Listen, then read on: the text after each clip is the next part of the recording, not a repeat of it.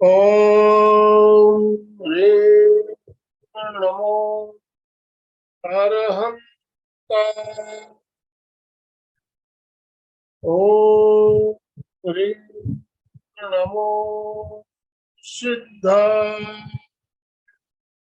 ओम ह्रीं नमो अमृताय।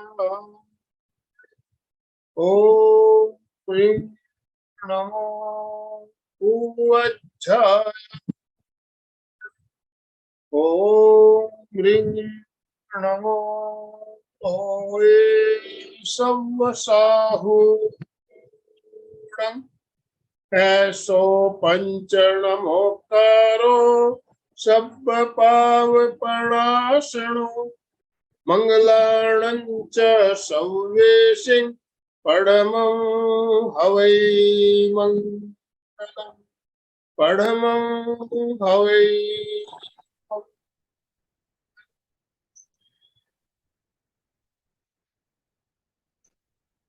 परम पावन परम आराध्य प्रातः स्मरणीय आचार्य श्री महासमण जी के चरणों में सत सत नमन। त्रिपदी वंदना। वंदे अग्रहं वंदे गुरुवरं वंदे सत्यं।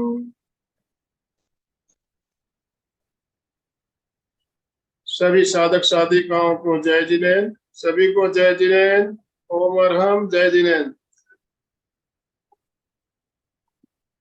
हमारा कल्याण मंदिर साधना का बहुत शानदार क्रम चल रहा है और इसी क्रम में आज हम 20, 21, 22 नंबर श्लोक, 3 श्लोक के बारे में जानेंगे। उसके शब्दार्थ भावार्थ के बारे में जानेंगे और उसकी साधना भी करेंगे। तो मैं ज्यादा समय ना लेते हुए मंजू जी सिपाली से निवेदन करना चाहूंगा।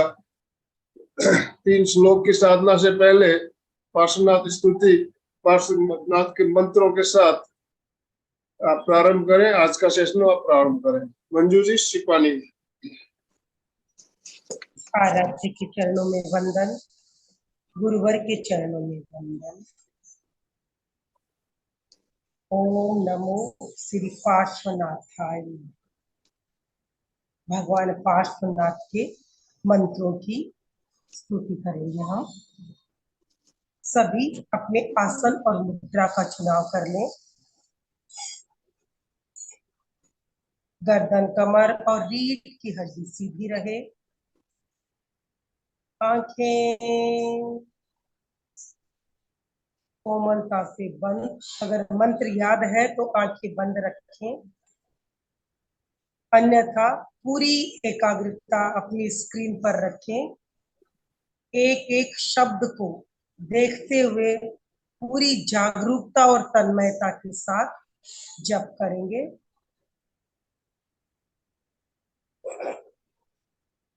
ओम ह्रीं श्रीं अरहं श्री चिंतामणि कामधेनु कल्प वृक्ष पुरुषादानीय श्री पार्श्वनाथ धरणेन्द्र पद्मावती सहिताय मम मनोवांछितम पूरे पूरे जय विजय करणाय नमः। ओम ह्रीं श्रीं अरहं श्री चिंतामणि कामधेनु कल्प वृक्ष पुरुषादानीय श्री पार्श्वनाथ धरणेन्द्र पद्मावती सहिताय मम मनोवांछितम पूरे पूरे जय विजय करणाय नमः। ओम ह्रीं श्रीं अरहं श्री चिंतामणि कामधेनु कल्प वृक्ष पुरुषादानीय श्री पार्श्वनाथ धरणेन्द्र पद्मावती सहिता मम मनोवांछितम पूरे पूरे जय विजय करणाय नमः। ओम ह्रीं श्रीं अर्हं श्री चिंतामणि कामधेनु कल्पवृक्ष पुरुषादानीय श्री पार्श्वनाथ धरणेन्द्र पद्मावती सहिता मम मनोवांछितम पूरे पूरे जय विजय करणाय नमः। ओम ह्रीं श्रीं अर्हं श्री चिंतामणि कामधेनु कल्पवृक्ष पुरुषादानीय श्री पार्श्वनाथ धर्मेंद्र पद्मावती सहिता मम मनोवांछितम पूरे पूरे जय विजय करणाय नमः।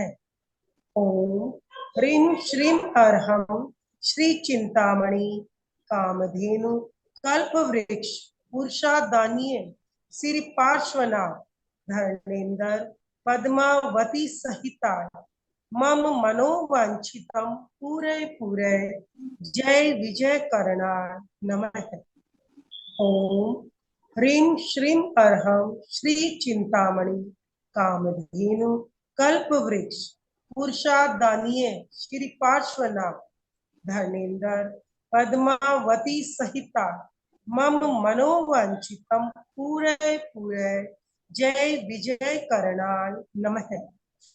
ओम ह्रीं श्रीं अर्हं श्री चिंतामणि कामधेनु कल्पवृक्ष पुरुषादानीय श्री पार्श्वनाथ धर्मेंद्र पद्मावती सहिता मम मनोवांछितम पूरे पूरे जय विजय करणाय नमः।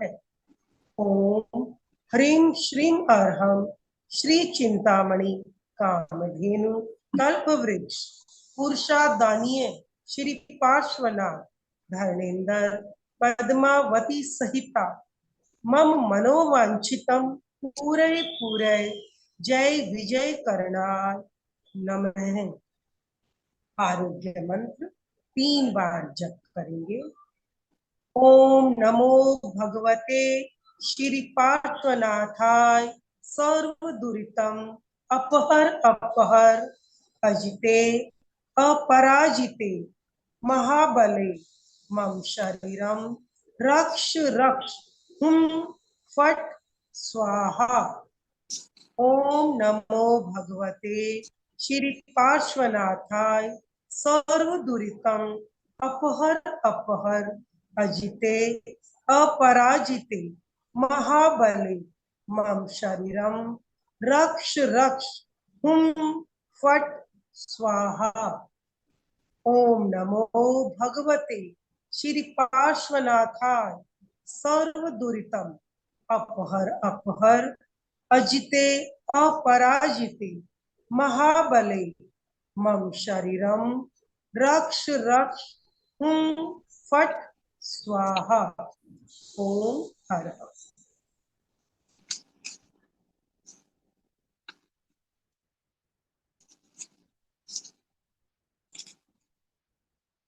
ओम पार्श्वनाथाय नमः।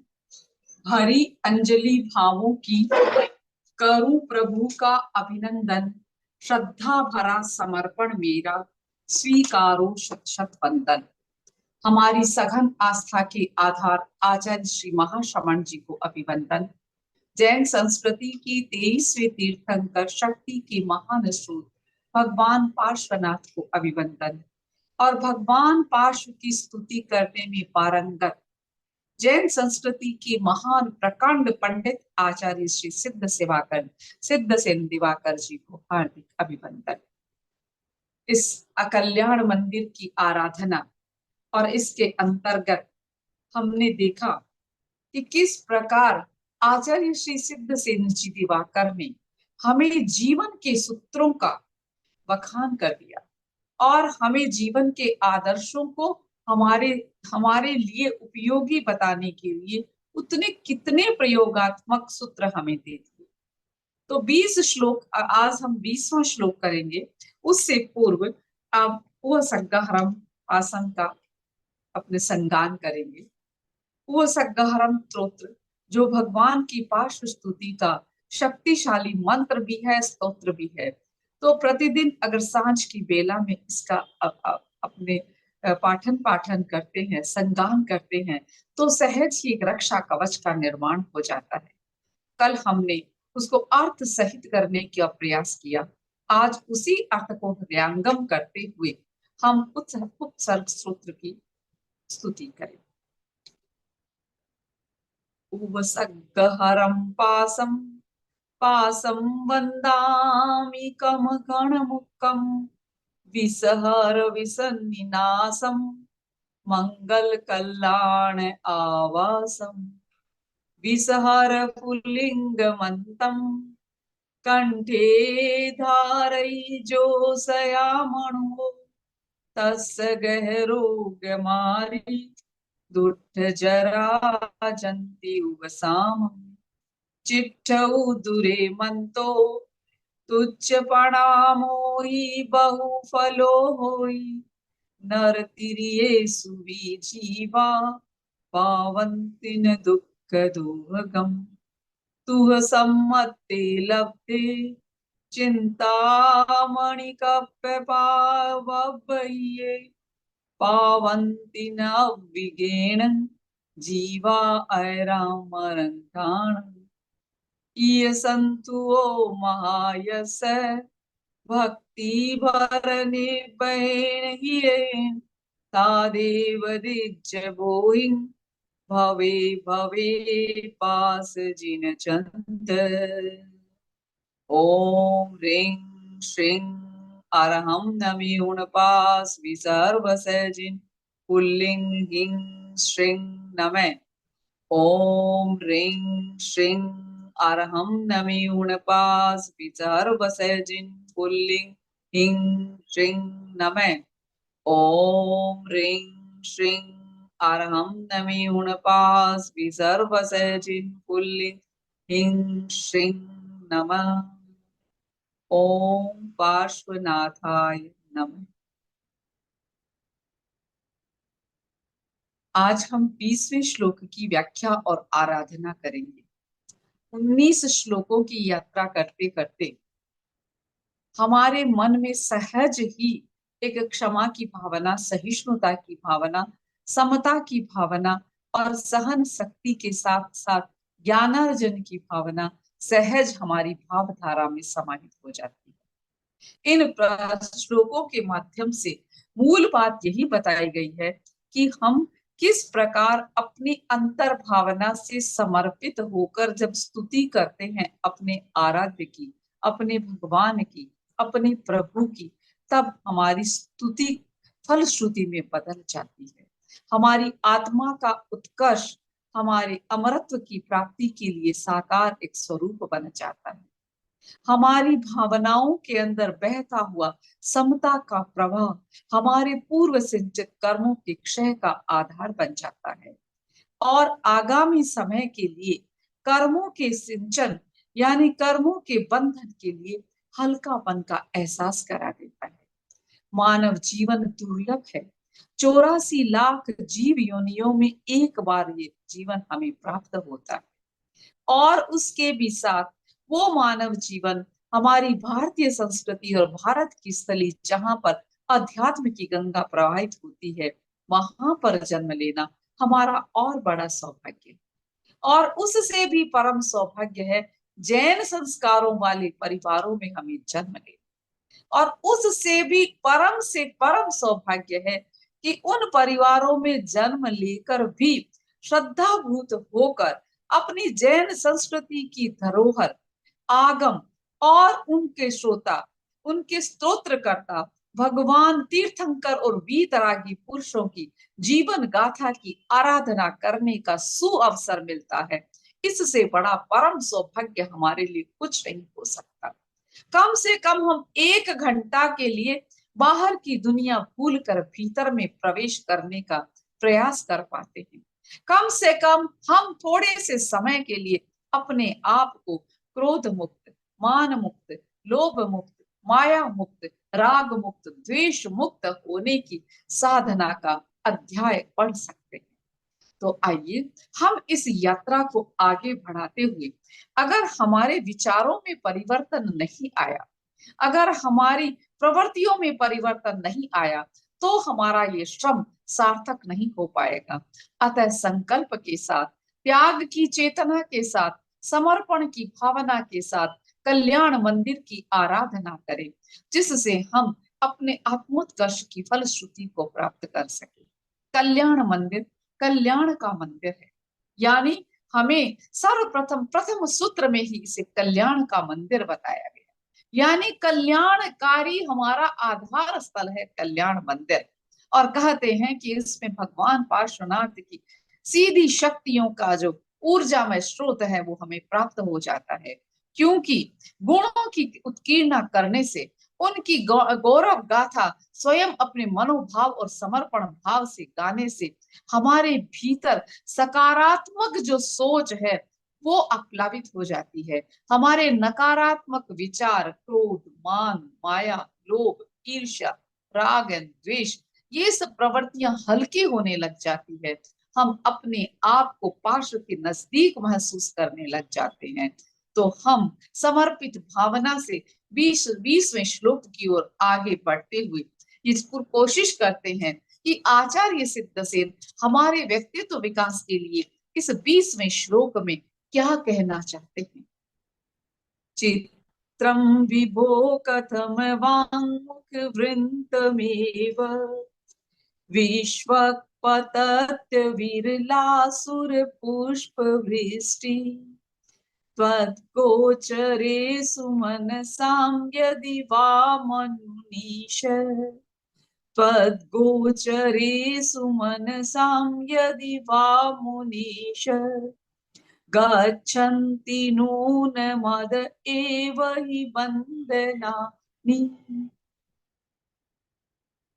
आचार्य वर कह रहे हैं कि हे मुनीश, हे मुनीश, हे जिनेश्वर, हे सिद्धेश्वर, सुर पुष्प वृष्टि जो तेरे ऊपर होती है, उनकी डंठल नीचे उरु, ऊपर पंखुड़ियां होती है, यही सूचना है कि भव्य के प्रभुडिग खुलते बंधन है। ऐसे पारस प्रभु के पद में शीश झुकाकर बंधन है। एक नए सूत्र को हमारे सामने उद्घाटित किया है आचार्य श्री सिद्धसेन ने कि हमारे बंधन ढीले कैसे हो सकते हैं, हम किस प्रकार हम कमल पुष्प की तरह निर्मल और पवित्र बन सकते हैं, और किस प्रकार कर्मों का बंधन ढीला हो सकता है।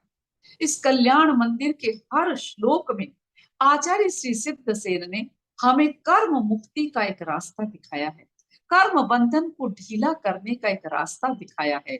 और जब 8 कर्मों को क्षय कर गुण स्थानों की श्रेणी से ऊपर चढ़ते हुए संयोगी केली से अयोगी केवली की श्रेणी को पा जाता है आदमी, तो सहज ही जिनेश्वर का रूप स्वयं बन जाता है, सिद्धेश्वर का रूप वो स्वयं पा लेता है।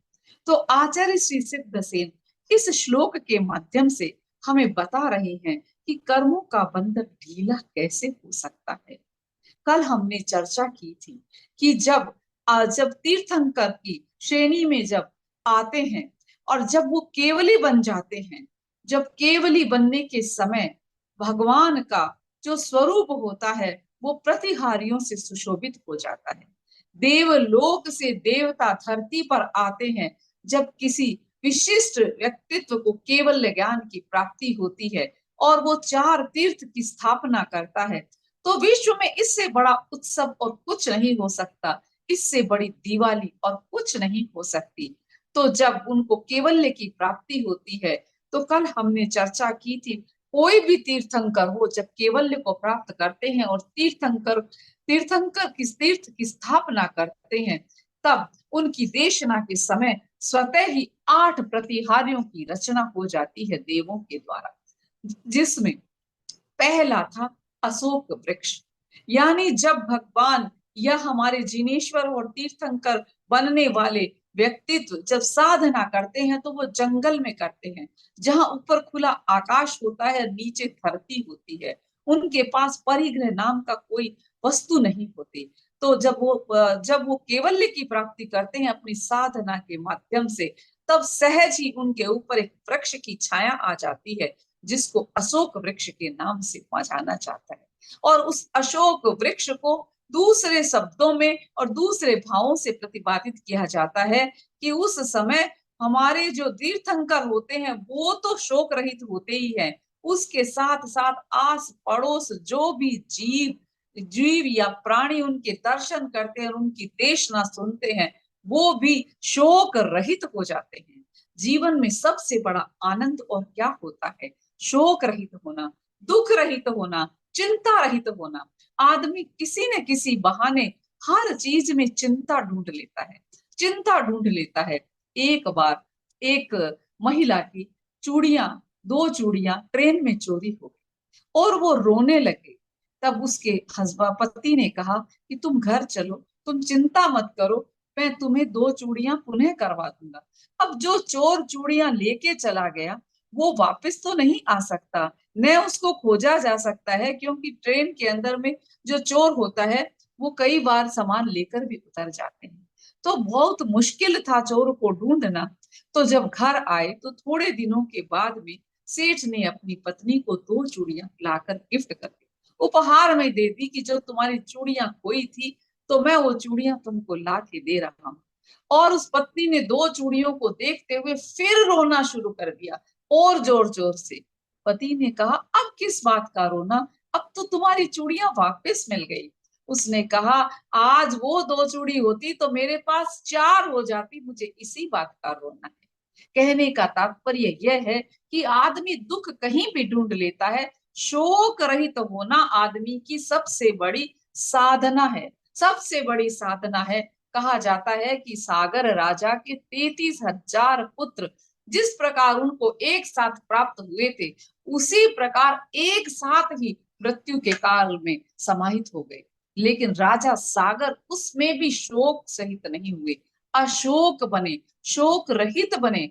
उन्होंने यही चिंतन किया कि वो जन्म से पहले भी मेरे नहीं थे और आज भी जन्म के मृत्यु के बाद भी मेरा नहीं, मेरा उन पर कोई बस नहीं है। संसार में जब तक रिश्ते हैं तब तक हमारा वशीकरण एक दूसरे के रिश्तों के साथ चलता है, लेकिन जन्म से पूर्व और मृत्यु के पश्चात किसी का वशीकरण नहीं चलता, क्योंकि हमारा उसका रिश्ता केवल संसार तक रहता है, संसार के बाद में रिश्तेदारी नहीं रहती है। तो आचार्य श्री सिद्धसेन कहते हैं कि सबसे अधिक साधना क्या है? वह विपरीत से विपरीत परिस्थितियों में भी शोक रहित रह जाना। जब भगवान पार्श्वनाथ ने जब साधना की थी तो कमठ का जीव जो उनके पूर्व मरुभूति जीव का भाई था उसने 10 भव तक उनको परिचय दिए, 10 भव तक उनको कष्ट दिए जब तक वो तीर्थंकर गोत्र में जन्म न ले सके। और हर जन्म के अंदर में जन्म के अंदर में भगवान पार्श्व ने क्षमा की साधना की, सहन शक्ति की साधना की, समता की साधना की और वो क्षमा दान देते गए और क्षमा देते देते कमठ के जीव ने जब क्षमा स्वीकार नहीं की तो वो तो कर्मों से भारी होता गया और भगवान पार्श्व 10 भव होते होते कर्मों से इतने हल्के हो गए कि वो अमृत में लीन हो गए। तो ऐसे भगवान पार्श्व की स्तुति करते हुए आचार्य श्री सिद्धसेन हमें बता रहे हैं कि आदमी शोक रहित होता है और कर्मों के बंधन कैसे ढीले होते हैं। इस श्लोक के माध्यम से वो बता रहे हैं कि चित्रम विभो कथम वांगमुख ग्रंथवेव, यानी जो प्रतिहार्य है, दूसरा प्रतिहार्य है, देवताओं के द्वारा पुष्प वृष्टि होती है, पुष्प वृष्टि होती है, सहज ही उनको पुष्प वृष्टि होने लग जाती है। तब आचार्य श्री सिद्धसेन बता रहे हैं कि जो देवों के द्वारा पुष्प वृष्टि भगवान पर होती है तब क्या होता है, पुष्प ऊपर से जब बरसते हैं तब उनके डंठल ऊपर रहते हैं और पुष्प नीचे रहता है, लेकिन जैसे ही भगवान के नजदीक आते हैं तो पुष्प के डंठल तो नीचे हो जाते हैं, पुष्प खिलकर ऊपर आ जाता है, यानी वो ऊपर से नीचे गिरते हैं तो पुनः वो खिल जाता है पुष्प, और पुष्प तो ऊपर रह जाता है, डंठल नीचे रह जाता है। इसके माध्यम से आचार्य श्री ये बताना चाह रहे हैं कि कोई भी प्राणी हो, कोई भी जीव जंतु हो, कोई भी शख्स हो, अगर भगवान जैसे क्षमाशील व्यक्तित्व के सानिध्य में पहुंचते हैं तो उसकी बुराइयां तो दब जाती है और वो खुद सुमन की भांति, पुष्प की भांति निर्मल बन जाता है, निर्मल बन जाता है। तो इसी प्रकार इस सूत्र को उद्घाटित करते हुए आचार्य श्री सिद्धसेन 20वें श्लोक में हमें बता रहे हैं कि चित्रम विभो कथम वाङ्मुख वृन्तमेव, हे प्रभु कथम वाङ्मुख वृन्तमेव विस्वक्य पतत्य विरलासुर पुष्प वृष्टि। देवता जब पुष्पों की वृष्टि करते हैं चारों तरफ से व्यवधान रहित, अविरला व्यवधान रहित, विश्वक सब ओर से, विश्वक अपतत्य विरला यानी सब ओर से व्यवधान रहित यानी निरंतर पुष्पों की सुर पुष्प वृष्टि करते हैं। हे विभो, कौन करता है? आश्चर्य की बात है। कथम वाङ्मुख वृन्तमेव, व्यवधान रहित देवों के द्वारा कोई फूलों की वर्षा, नीचे के फूलों की वर्षा होती है तब क्या होता है? त्वद गोचरे सुमन सम यदि वा मनुष्य, जो फूल होते हैं त्वद गोचरे, हे भगवान आपके प्रभाव से, सुमन साम फूल क्या होते हैं? विद्वानों के कर्मों की भांति निश्चय से नीचे को ही जाते हैं। यानी फूल जब ऐसे नीचे की ओर जाते हैं तो पुष्प तो ऊपर वापस आ जाता है और डंठल नीचे की साइड में रह जाते हैं। यानी वो कह रहे हैं कि हे विभो, चित्रम आश्चर्य की बात है, विभो कथम वाङ्मुख वृन्तमेव, यानी पुष्पों का जो वृंत होता है वो किस प्रकार नीचे जाकर ऊपर से बरस कर नीचे चला जाता है। वृंत यानी डंठल नीचे चला जाता है। सुर पुष्प वृष्टि कौन करता है? विरले देवता लोग, और बिना किसी विघ्न के विश्वक पतत्य विरला, विश्वक चारों ओर से विरली पुष्प वृष्टि करते हैं। त्वद गोचरे, आपके प्रभाव से, सुमन साम क्या होता है? कथम वाङ्मृत वृन्तमेव, यानी वो उनके वृंद तो नीचे हो जाते हैं और पुष्प ऊपर हो जाता है। गच्छन्ति नून मद एव हि बन्धनानि, गच्छन्ति नून मद एव हि बन्धनानि, यानी इसी प्रकार जब सज्जन पुरुष हमारे आचार्यों, गुरुओं और भगवान पार्श्व की नजदीक आते हैं, उनकी शरण में आते हैं, उनको नमन करते हैं, उनके साथ नीचे झुकते हैं, तब क्या होता है? कर्मो गच्छन्ति नून मग एव हि बंधनानि, कर्मों का जो बंधन है वो हल्का हो जाता है, कर्मों का बंधन हल्का हो जाता है। वो बार बार हमें ये बता रहे हैं कि हे धर्म साम्राज्य नायक, देवों के द्वारा आपके ऊपर जो सघन पुष्पों की वृष्टि की जाती है, उनके डंठल नीचे की ओर और पंखुड़ी ऊपर की ओर रहती है। मानो वे डंठल उसी बात का सूचना दे रही हैं कि आपकी निकट सेवा से भव्य जनों के कर्म बंध नीचे हो जाते हैं और वो स्वयं ऊपर उठ जाते हैं। यानी बोझल चीजें नीचे आ जाती है और आदमी हल्का होकर, पवित्र होकर, निर्मल बनकर ऊपर आ जाते हैं उनके सूकर। तो आचार्य श्री सिद्धसेन इस श्लोक के माध्यम से हमें यह कहना चाह रहे हैं कि भगवान की स्तुति करो, सज्जन पुरुषों की संगत करो, अपने आराध्य की समर्पण भाव से आराधना करो और उनकी आराधना से आपके कर्म हमेशा हल्के रहेंगे, हमेशा हल्के रहेंगे। और यह भी बात है कि जो पुष्प होते हैं, यानी जो निर्बल सज्जन व्यक्ति होते हैं, वो कभी कभी भी पापकारी प्रवृत्तियों से ऊपर उठे हुए रहते हैं, ऊपर उठे हुए रहते हैं, और उनकी जो पापकारी प्रवृत्तियां हैं वो नीचे दबी हुई रहती है। कहते हैं कि आदमी पाप से भारी होता है और पुण्य से हल्का हो जाता है। यानी भारीपन कहाँ है? उसकी बुराइयों में है, उसके व्रंत में है, उसके डंठल में है। तो बुराइयां भारी होती है, पापकारी प्रवृत्तियां भारी होती है, तो वो तो नीचे आ जाती है और फूल खिलकर ऊपर चला जाता है और उनके चरणों में समर्पित हो जाता है। यूं तो कहते हैं कि भगवानों दिव्य दृष्टि यानी देवताओं के द्वारा पुष्प वृष्टि होती है, लेकिन देवताओं की इस पुष्प वृष्टि में भी आचार्य सिद्धसेन ने एक कथानक बता दिया कि किस प्रकार व्यक्ति अपनी भावनाओं से ऊपर उठकर निर्मल बन सकता है और पापकारी प्रवृत्तियों से दबकर नीचे भारी बन सकता है। अतः हमेशा कसायों से हल्का होते हुए स्वयं को निर्मल और पवित्र बनाने की कोशिश करें, ऐसा आचार्य श्री सिद्धसेन हमें बता रही हैं। क्या और कैसे हो सकते हैं? हम अपनी तरफ से हर व्यक्ति के लिए अच्छी भावना, हर व्यक्ति के लिए अच्छी भावना भाएं और हमारे मन के अंदर में सकारात्मक सोच की भावधारा प्रवाहित हो। कल हमने चिंतन किया था कि अगर एक आदमी बीमार होता है और उसके उनकी अंतःस्रावी ग्रंथियों के अंदर में उनको सेरोटोनिन और एफ्रोटोनिन जो श्राव है वो श्रावित कर दिया जाए, यानी उसकी भावनाओं में ये भावना ला दी जाए कि मेरा रोम रोम स्वस्थ है, रोम रोम स्वस्थ है। क्योंकि हमारा रोम रोम स्वस्थ कब होगा? जब हम अंदर से प्रसन्न रहेंगे। अंदर से प्रसन्न रहेंगे तब रोम रोम हमारा रोम रोम स्वस्थ रहेगा। और रोम रोम स्वस्थ कब रहेगा? जब हमारी भावधारा पवित्र होगी।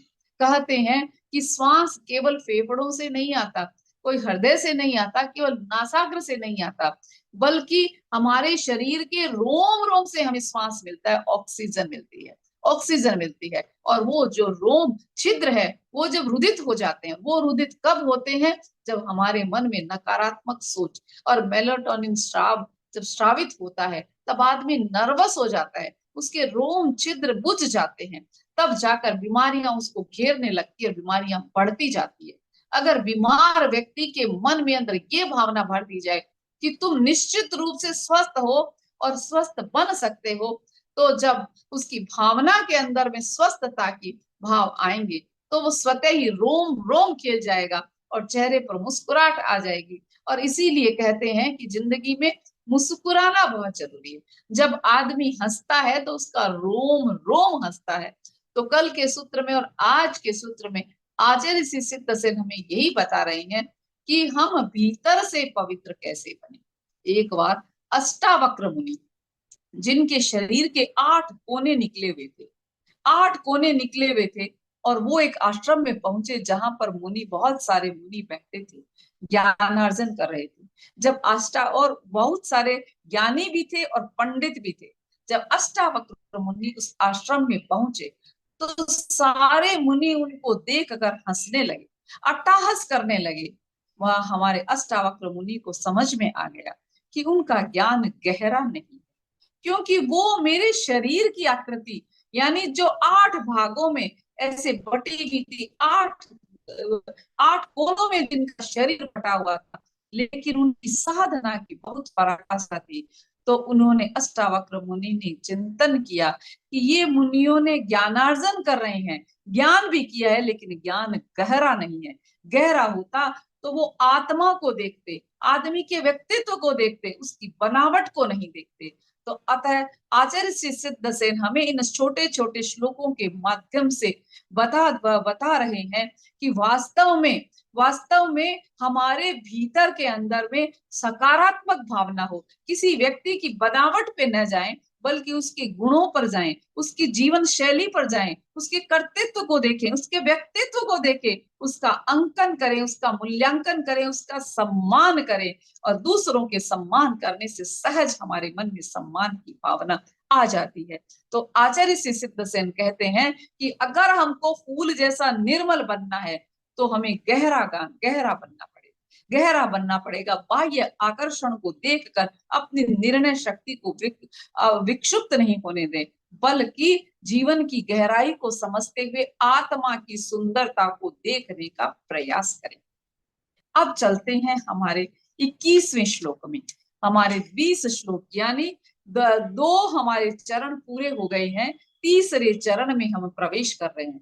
ये हमारा सौभाग्य है कि हमारे एमपी के फिटनेस केंद्र के द्वारा आयोजित इस कल्याण मंदिर आराधना के इस लंबे उपक्रम 21 या 20 दिन के उपक्रम में आज हमारा दूसरा चरण संपन्न हुआ है। हम तीसरे चरण में प्रवेश कर रहे हैं। किसी भी साधना या आराधना के उपक्रम को आरंभ करना आसान है, लेकिन सानंद गतिमान करना संयोग की बात है। तो आज हमें प्रसन्नता है कि आचार्य सिद्धसेन की स्तुति के 21वें श्लोक की आराधना करने हम जा रहे हैं, और दो चरण हमने पूरे किए हैं, जिसके माध्यम से हमने व्यक्तित्व विकास के अनेक सूत्रों का अध्ययन किया और कोशिश की कि हमारी जीवन शैली में भगवान पार्श्व की ऊर्जा कैसे समाहित हो।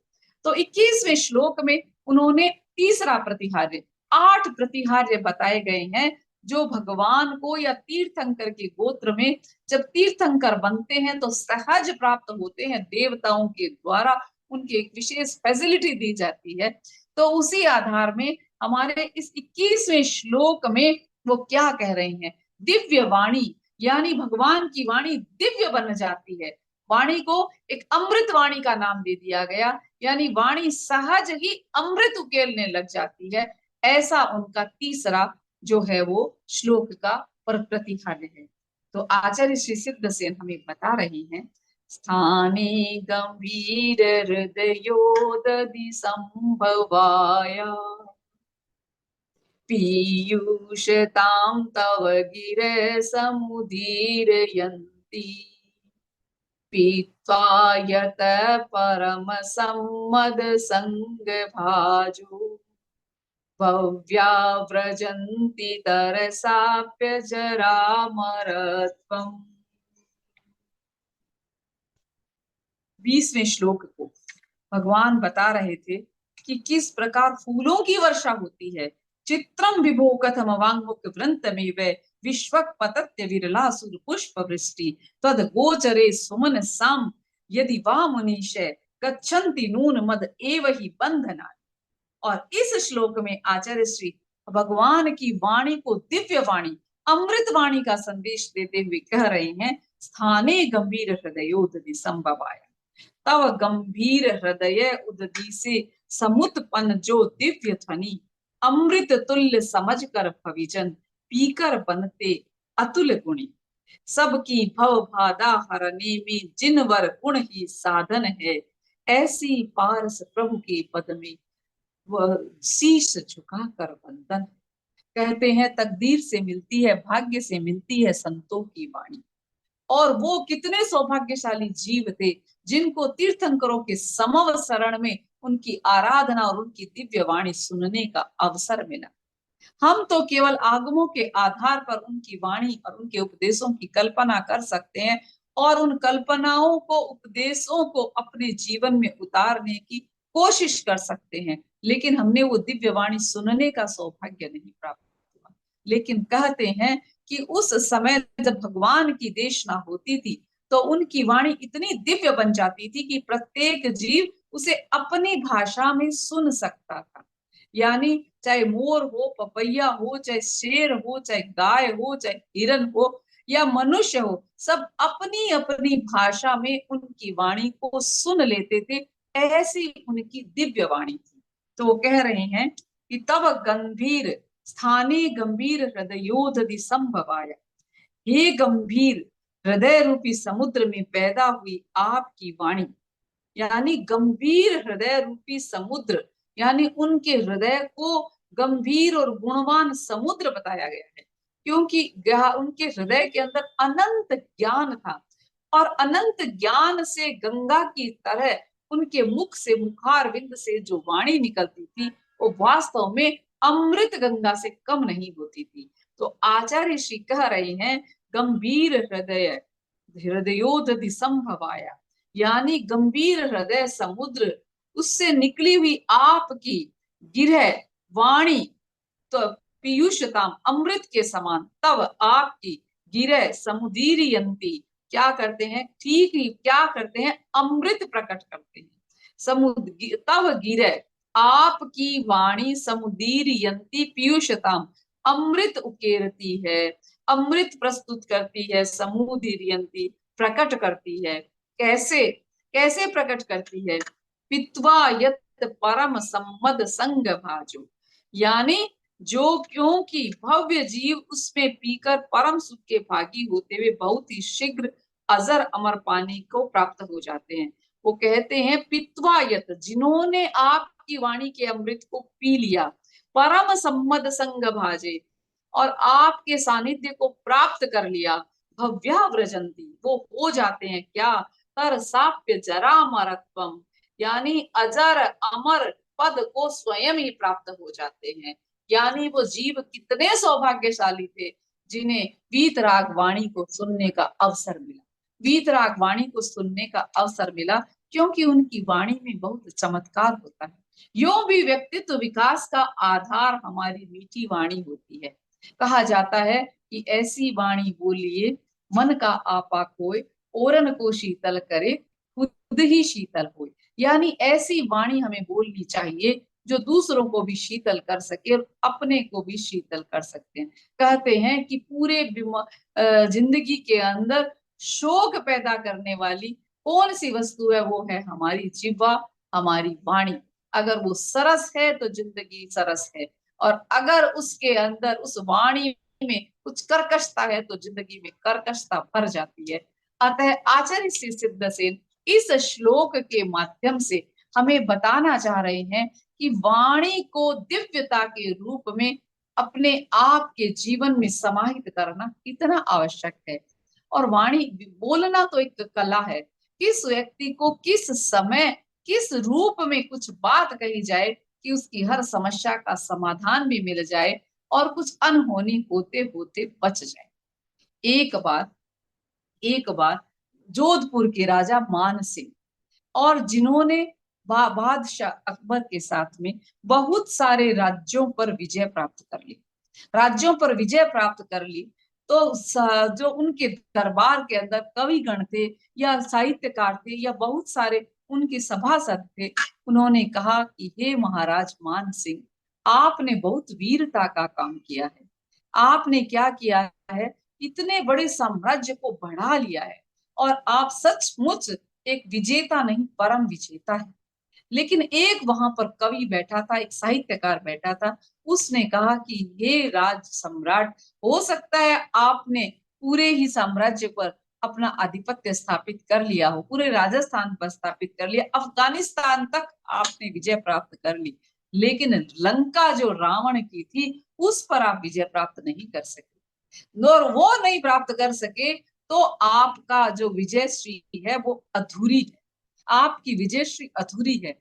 राजा को दिमाग में ये बात लग गई और कहते हैं कि जब बड़े बुजुर्ग या सम्राट या किसी गुरु को कोई बात लग जाती है तो वो संकल्पबद्ध हो जाते हैं। तो राजा ने संकल्प किया कि अब हम नई चढ़ाई लंका पर करेंगे और युद्ध की तैयारियां शुरू कर दी और सेना को आदेश दे दिया कि लंका पर चढ़ाई करेंगे। एक समझदार राज पुरोहित वहां पर था, उसने सोचा यह क्या हो रहा है कि महाराज लंका पर चढ़ाई कर रहे हैं, इम्पॉसिबल है लंका को जीतना, और वहां से बाप हमारा सैन्य शक्ति बल कमजोर है और लंका को नहीं जीत पाएगा, और उसको कैसे रोकें।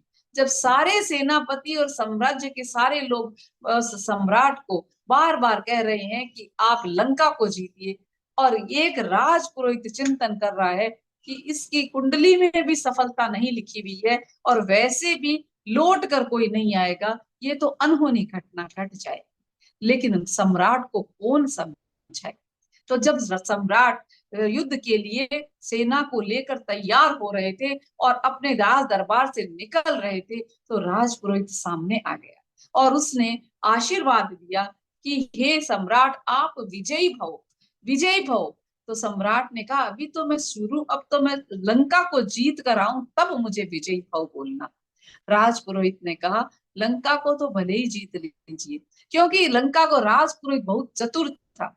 उसने कहा कि आप सम्राट, आप जैसे महापराक्रमी राजा ही लंका को जीत सकते हैं। आप बहुत पराक्रमी हैं, दानी हैं, उदार है, लेकिन एक बात मेरे समझ में नहीं आई कि कहते हैं कि राम ने लंका जीती, उसके बाद किसी ने नहीं जीती, वो जीतने आप जा रहे हैं। लेकिन एक बात मेरी समझ में नहीं आई कि राम ने तो लंका जीती जरूर थी, लेकिन विभीषण को हाथों हाथ दान कर दी थी। तो क्या आप महाराज ब्राह्मण को दान की भी लंका को वापस खरीदेंगे या वापस लेकर आएंगे? महाराज के समझ में आ गया कि ये मेरे धर्म से परे हैं, और पांव वहीं रुक गए और युद्ध वहीं रोक दिया गया। ये थी वाणी की कला। और वाणी की कला, कब कहना, कहाँ कहना, कैसे कहना, कितना कहना, ये सब विवेक होता है तो वाणी सहज दिव्य वाणी बन जाती है। और कहा जाता है कि जब भगवान की स्तुति की जाती है तो सबसे पहले अपनी वाणी के लिए ही कृतज्ञता ज्ञापित किया जाता है। कहा जाता है दिया जिन्होंने इस वाणी में वीणा का सरगम ललाम, विनय भाव से उन चरणों में करती हूँ शत शत प्रणाम। हर कोई व्यक्ति वाणी के सफल नहीं बन सकता, वाणी को प्रभावशाली नहीं बना सकता, लेकिन कोशिश रहे कि हमारी वाणी पवित्र हो, हमारी वाणी के माध्यम से किसी को दर्द न हो, किसी को कष्ट न पहुंचे, हमारे कहे हुए बोलों से कोई अनर्थ घटना न घटित हो जाए, हमारी कही हुई बात से किसी रिश्ते के अंदर कमजोरियां न आ जाए। हमारी वाणी हमेशा सकारात्मक हो, दूसरों का प्रोत्साहन बढ़ाने वाली हो, अपनी आत्मा को पुष्ट करने वाली हो। ऐसा विवेक रखने वाले आचार्य श्री सिद्धसेन के साधना के आधार स्तंभ भगवान पार्श्व को हमारी अभिवंदना। ये था 21वां श्लोक, दूसरा प्रतिहार्य, वो थी दिव्य वाणी। और दिव्य वाणी की करामात कैसी थी कि जो जो उनके नजदीक आए, जिन जिन्होंने उनकी वाणी को सुना, वो निहाल हो गए, वो स्वयं पवित्र हो गए। तो आचार्य श्री कहते हैं कि बस और कुछ करना ही नहीं है, अपने आराध्य की वीतराग चरित्रों की सेवा करो, उनकी स्तुति करो और उनकी दिव्य वाणी की आराधना करो, उनके नजदीक जाने की कोशिश करो। हमारे सहस्त्र कर्मों के बंधन ढीले हो जाएंगे और हम सहजतः और रीतरागमय बन जाएंगे। ऐसी आचार्य श्री सिद्धसेन हमें उपदेश देना चाह रहे हैं। और 22वें श्लोक में तीसरा जो हमारा प्रतिहार्य है, जो देवताओं के द्वारा निर्मित होता है, वो होता है चंवर। यानी जब तीर्थंकर की श्रेणी प्राप्त करते हैं, जब केवल्य को प्राप्त करते हैं, तब क्या होता है, 4 तीर्थ की स्थापना होती है। तो देवता आकर तीर्थंकर के चारों ओर या केवली भगवान के चारों ओर चंवर ढुलाते हैं और वो देव रूप में अपने आप प्रस्तुत हो जाती है वो चंवर ढलाने का उपक्रम। तो उस जो चंवर ढुलाना, चंवर का क्या सिद्धांत, क्या उनका आधार स्थल है कि एक तो चंवर श्वेत होते हैं और चंवर ढुलते हैं। तो चंवर कैसे चलते हैं, एक बार नीचे एक बार ऊपर, इस तरह से चंवर का ढुलाने का क्रम चलता है देवताओं के द्वारा। तो उस चंवर ढुलाने की प्रक्रिया के माध्यम से भगवान आज पार्श्वनाथ की स्तुति करते हुए आचार्य सिद्धसेन हमें ये बता रहे हैं कि जिस प्रकार चंवर को ढुलाया जाता है तो पहले नीचे आता है और फिर वो ऊपर की ओर जाता है।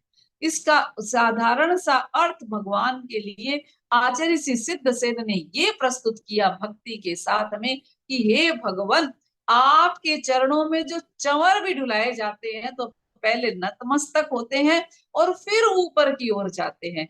यानी जो जीव आपके चरणों में नत होगा वो ऊर्ध्वगमन की तरफ आरोपित होगा। इस श्लोक के माध्यम से तीसरे प्रतिहार्य यानी चंवर की जो चंवर होता है उसकी कल्पना के साथ में बताया गया है। और कह रहे हैं आचार्य श्री, स्वामिन्न सुदूरमवनम्य समुत्पतन्तो, स्वामिन् सुदूरमवनम्य समुत्पतन्तो, मन्ये वदन्ति शुचय सुरचामरोधा, येष्मै नतिं विदते मुनिपुङ्गवाय, तेनूनमूर्ध्वगतय खलु शुद्ध भावा। हे भगवान, हे स्वामी, सुदूर वनम्य समुत्पतन्तो, यानी वहां बहुत दूर तक नम्रीभूत होकर, समुत्पतन्तो मन्ये वदन्ति शुचये सुरचामरोधा, सुदूरम वनम्य, हे भगवान, सुदूरम बहुत दूर तक, नम्रीभूत होकर यानी विनम्र बनकर, क्या होता है, समुत्पतन्त, ऊपर को जाते, समुत्पतन्त यानी पहले नीचे और फिर ऊपर को जाते हुए, सुचय पवित्र, सूर्य चामरोगा देवों के चामर समूह कह रहे हैं कि, क्या कह रहे हैं, स्वामी सुदूर वनम्य यानी बहुत दूर तक नम्रीभूत होकर, मन्ये वदन्ति शुचय सुर चामरोधा, जो देवताओं के चमर है वो कह रहे हैं नीचे से ऊपर की ओर जाते हुए, क्या कह रहे हैं, यस्मै नति विदते मुनि पुंगवाय, यानी निश्चय से विशुद्ध परिणाम वाले होकर जो नम्र होते हैं नमस्कार करते हैं वो ऊर्ध्व गति वाले हो जाते हैं। यानी चंवर नीचे झुकता है और फिर ऊपर की ओर आता है। इसके माध्यम से ये उदाहरण प्रस्तुत किया गया है कि जिस प्रकार भगवान के चरणों में वो झुका और फिर वो ऊंचाई की ओर तरफ चला गया, इसी प्रकार विनम्रता के साथ में जो भगवान की स्तुति करता है वो सज्जन पुरुष हमेशा ऊपर की ओर ऊर्ध्वागमन करता है। क्योंकि भगवान की स्तुति करने से, विनम्रता से उनकी अभिवंदना करने से हमारे कर्म रज हल्का हो जाता है, हमारे पाप का भारीपन कम हो जाता है, तो सहज ही हम ऊपर की ओर उठ जाते हैं, एक श्वेत चंवर की तरह। तो आचार्य श्री सिद्धसेन यही बात हमें बता रहे हैं कि देवों द्वारा ढुलते चामर जब नीचे ऊपर जाते, विनय भाव वे भव्य जनों को मानो करना सिखलाते। मतलब विनम्रता के साथ हाथ जोड़ना वो चंवर सिखा रहे हैं। एक निर्जीव वस्तु चंवर कि पहले नीचे झुको चरणों में, और सिखा रहे हैं विनय भाव से भव्य जनों को मानो करना सिखलाते हैं।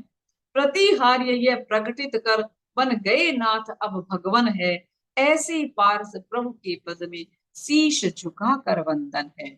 भगवान कहते हैं कि हे समव शरण लक्ष्मी सुशोभित देव, हे समव शरण में लक्ष्मी रूपी सुशोभित देव रूप आप।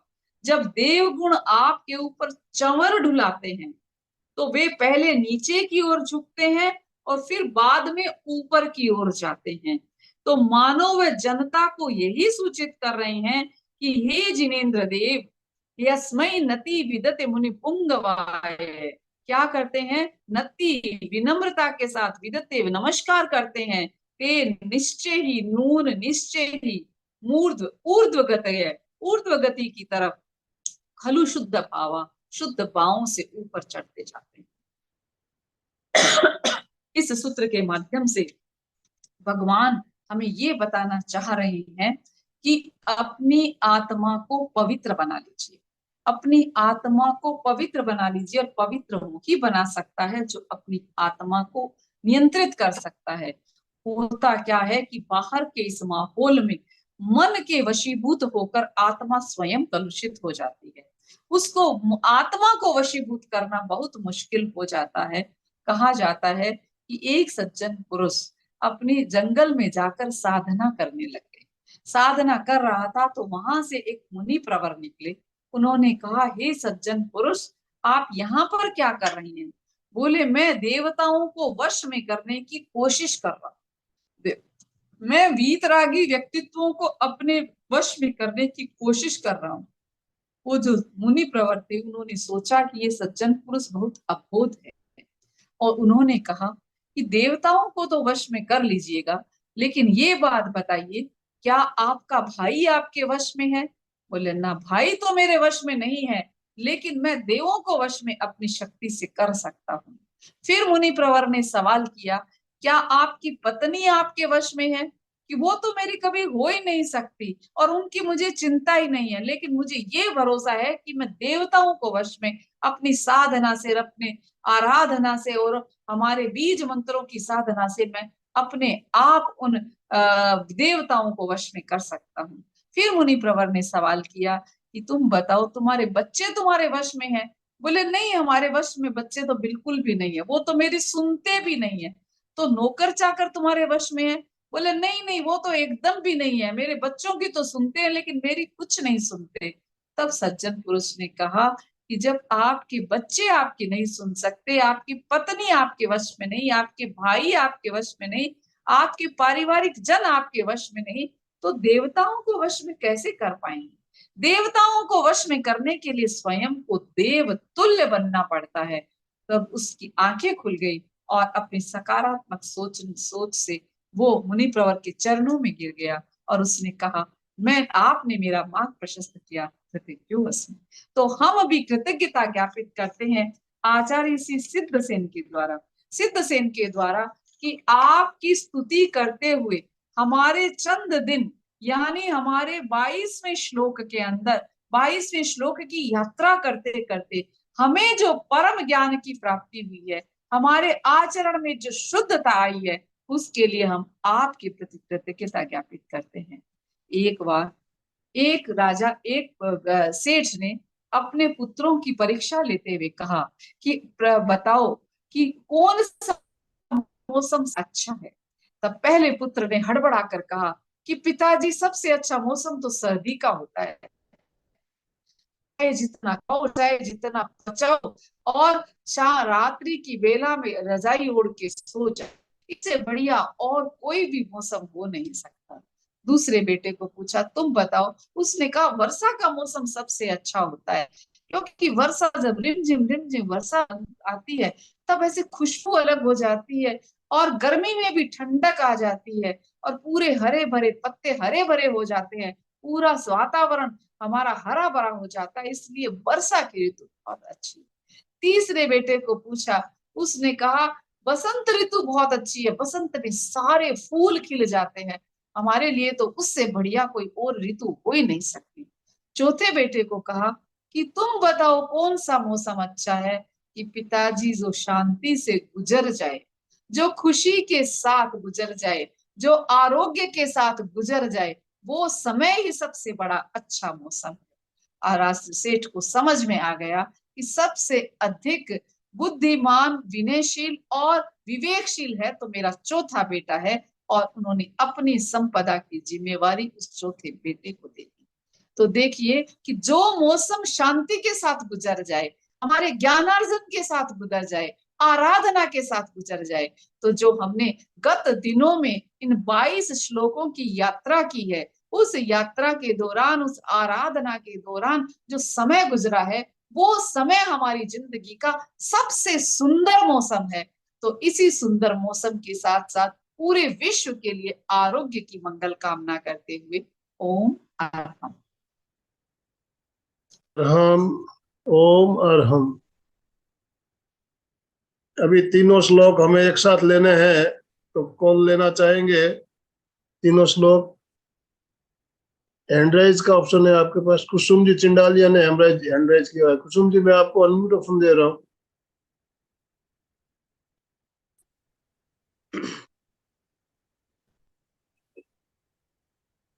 बोलिए। ओम पार्श्वनाथाय नमः। ओम पार्श्वनाथाय नमः। चित्रं विभो कथम वाङ्मुख व्रन्तमेव विस्पप्रतत्त विरलासुरपुष्पवृष्टि त्वद्गोचरे सुमनसां यदि वा मुनीश गच्छन्ति नून मद एव हि बन्धनानि स्थाने गभीर हृदयोदधि संभवाय पीयूषितां तव गिरे समुदीरयन्ति पीत्वा यत परम सम्मद संग भाजो भव्या व्रजन्ति तरसाप्यजरामरत्वम् त्वामिन् सुदूरमवनम्य समुत्पतन्तो मन्ये वदन्ति शुचये सुरचामरोधा यस्मिन्नतिं विदते मुनिपुङ्गवाय तेनून्मूर्ध्वगतये खलु शुद्ध भावा। बहुत सुंदर। ओम ओम अरहम ओम अरहम। सुशीला जी सिंघी, सुशीला जी ने हैंडराइज किया हुआ है। सुशीला जी अपने आप को अनम्यूट कीजिए प्लीज।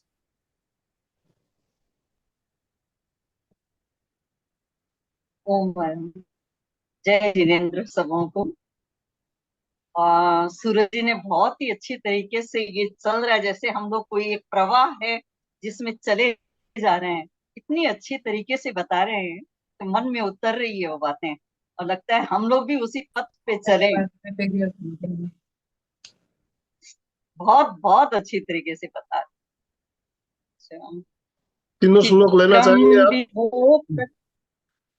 क्या तीनों श्लोक ले लीजिए एक बार। क्या बोल, ये 20वां श्लोक ना? तीनों ले लीजिए, 20वां, 21वां, 22वां।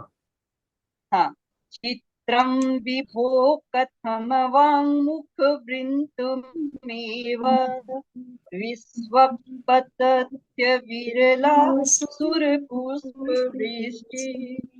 त्वद्गोचरे सुमनसां यदि वा मुनीश गच्छन्ति नूनमद एव हि बन्धनानि स्थाने गभीर हृदयोदधि संभवाय पीयूषतां तव गिरः समुदीरयन्ति पीत्वा यतः परम सम्मद संग भाजो भव्याव्रजन्ति तरसाप्यजरामरत्वम् स्वामिन् सुदूरमवनम्य समुत्पतन्तः मन्ये वदन्ति शुचयः सुरचामरौघा यस्मै नतिं विदधते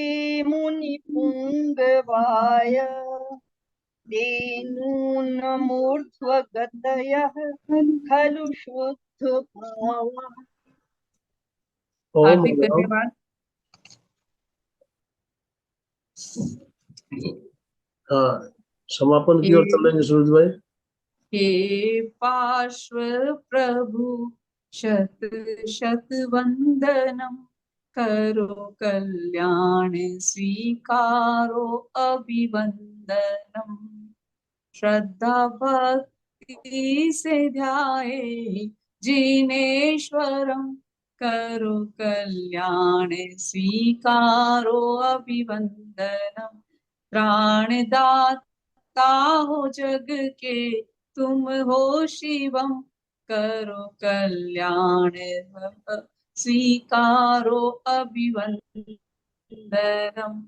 राग द्वेष विजयी काटे आठों करम करो कल्याण स्वीकारो अभिवंदनम विघ्नहारी नाम तेरा सिद्धेश्वरम करो कल्याण स्वीकारो अभिवंदनम भव सागर तराओ हे भव सागर तराओ हे रामेश्वरम करो कल्याण स्वीकारो अभिवंदनम हम बन जाए तेरे हम बन जाए तेरे जैसे परम करो कल्याण स्वीकारो अभिवंदनम करो कल्याण स्वीकारो अभिवंदनम। ओम पार्श्वनाथाय नमः। ओम। बहुत ही शानदार, बहुत ही सुंदर तरीके से समापन। आप लोग ग्रुप में जुड़े हुए हैं, आप लोगों को रोज 2 वीडियो मैं ग्रुप में पोस्ट कर रहा हूँ। एक पूरी जो हमारा पूरा जो सेशन होता है 1 घंटे का, और एक छोटा वीडियो भी भेज रहा हूँ जिसमें 3 श्लोक जो लिए जाते हैं आज, वो 3 श्लोकों का अलग से एक वीडियो भेज रहा हूँ। आप लोग जो छोटा जो 3 श्लोक वाला वीडियो है मुश्किल से 6-7 मिनट का है, और उसमें उच्चारण शुद्धि के लिए वो वीडियो बहुत ही आपके काम का है, और उसको आप उसका उपयोग करते हुए उच्चारण शुद्धि के लिए अभ्यास कर सकते हैं। तो छोटा वीडियो जो भेज रहा हूँ उसको आप जरूर 6-7 मिनट का वीडियो आप कभी भी देख सकते हो, 1 बार 2 बार 3 बार। उसके द्वारा आप अभ्यास करेंगे तो आपको उच्चारण शुद्धि जरूर हो पाएगी। तो समापन की ओर चले हम दोनों हाथ जोड़ते हुए। आज का सेशन हम यही समापन करना चाहेंगे। सूरज भाई, आपका बहुत बहुत धन्यवाद, बहुत बहुत आभार। आपने अपने अमूल्य समय निकालकर हमारा मार्गदर्शन किया, इसके लिए बहुत बहुत आभार। जो भी भाई बहन हमारे साथ जुड़े सभी का बहुत बहुत आभार। ओम अरहम, ओम अरहम, ओम अरहम। कृतज्ञोस्मि, हम सब गुरुदेव के आभारी हैं। कृतज्ञोस्मि, हम सब गुरुदेव के आभारी हैं। कृतज्ञोस्मि, हम सब गुरुदेव के आभारी। ओम अरहम। गुरुदेव की आभारी। कल्याण मंदिर स्तोत्र का 20वां श्लोक। जैन संस्कृति के 23वें तीर्थंकर भगवान पार्श्वनाथ की स्तुति में आचार्य श्री सिद्धसेन कह रहे हैं कि जो भक्त प्रभु की स्तुति करते हैं वे कर्म बंधनों से मुक्त हो जाते हैं। चित्रं विभो कथम वाङ्मुख व्रन्तमेव विश्वक्पतत्य विरलासुर पुष्पवृष्टि त्वद्गोचरे सुमनसां यदि वा मुनीश गच्छन्ति नूनमद एव हि बन्धनानि। हे धर्म साम्राज्य नायक, देवों के द्वारा आपके ऊपर जो सघन पुष्पों की वृष्टि की जाती है, उनके डंठल नीचे की ओर और पंखुड़ियां ऊपर की ओर रहती हैं। मानो वे डंठल इसी बात को सूचित करते हैं कि आपकी निकटता से भव्य जनों के कर्म बंधन नीचे हो जाते हैं, अर्थात नष्ट हो जाते हैं। हे मुनीश्वर, सूर्य पुष्प वृष्टि जो तेरे ऊपर होती है, उनके डंठल नीचे और ऊपर पंखुड़ियां होती है। यही सूचना है कि भव्य के प्रभु डिग खुलते बंधन है। ऐसे पारस प्रभु के पद में शीश झुकाकर वंदन है, शीश झुकाकर वंदन है। कल्याण मंदिर स्तोत्र का 21वां श्लोक। जैन संस्कृति के 23वें तीर्थंकर भगवान पार्श्वनाथ की स्तुति में आचार्य श्री सिद्धसेन प्रभु की अमृतमयी वाणी की प्रभावना कर रहे हैं। स्थाने गभीर हृदयोदधि संभवाया पीयूषतां तव गिरः समुदीरयन्ति पीत्वा यत परमसम्मदसङ्गभाजो भव्या व्रजन्ति तरसाप्यचरामरत्वम्। हे मुनीश, आपके गंभीर हृदय रूपी समुद्र से उत्पन्न होने वाली आपकी मधुर वाणी को ज्ञानी जन अमृत मानते हैं। वह उचित ही है। जिस प्रकार मनुष्य अमृत का पान कर अजर अमर हो जाते हैं, उसी प्रकार भव्य जीव भी आपके वचनामृत का पान करके शीघ्र ही जन्म जरा मरण के दुखों से छुटकारा पा लेते हैं। तव गंभीर हृदय उदधि से सम्मुत्पन्न जो दिव्य ध्वनि अमृत तुल्य समझकर भविजन पीकर बनते अतुल गुणी। सबकी भव बाधा हरने में जिनवर गुण ही साधन है, ऐसे पारस प्रभु के पद में शीश झुकाकर वंदन है, शीश झुकाकर वंदन है। कल्याण मंदिर स्तोत्र का 22वां श्लोक। जैन संस्कृति के 23वें तीर्थंकर भगवान पार्श्वनाथ की स्तुति में आचार्य श्री सिद्धसेन प्रभु के चरणों में वंदना की महत्ता बता रहे हैं। स्वामिन् सुदूरमवनम्य समुत्पतन्तो मन्ये वदन्ति शुचय सुरचामरोधा यस्मै नतिं विदधते मुनिपुङ्गवाय ते नूनमूर्ध्वगतय खलु शुद्ध भावा। हे प्रभु, जब देवगण आपके ऊपर चमर ढुलाते हैं, तब वे पवित्र श्वेत चमर पहले नीचे झुकते हैं, फिर ऊपर की ओर जाते हैं।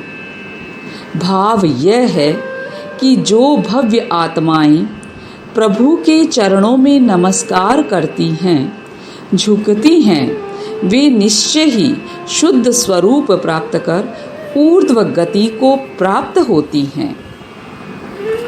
देवों द्वारा ढुलते चामर जब नीचे से ऊपर जाते, विनय भाव से भव्य जनों को वंदन करना सिखलाते।